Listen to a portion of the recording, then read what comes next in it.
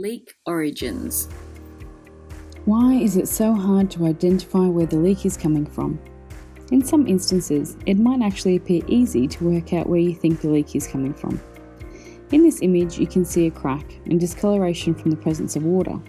We can conclude that there is a good chance that the water is gaining access from this point and that the corresponding point below is also cracked and leaking.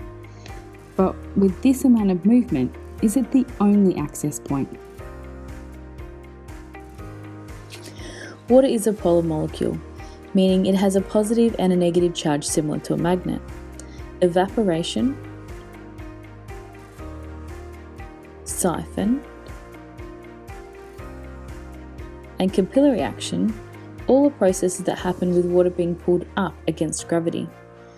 This happens using adhesion and cohesion.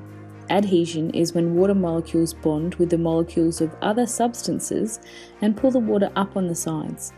Then cohesion is when water molecules interact with each other and then pull themselves higher. This happens over and over again until water can travel uphill, across long distances, and from where the water is gaining access to where the water damage is occurring. Throw in some porous materials and some framing members, and water can literally be coming from anywhere and going anywhere, which is why waterproofing the whole balcony is the only way to ensure we're able to say once the membrane has been installed, it will not leak again. Sometimes you find that there are 3 stories of balconies, all with stone stairs where the entire area actually joins up.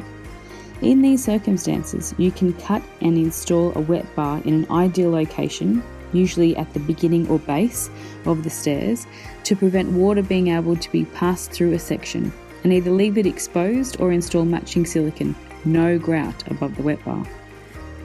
You may come across situations where people only want a certain section of the balcony waterproofed because of their confidence level in the assumption of the leak origins.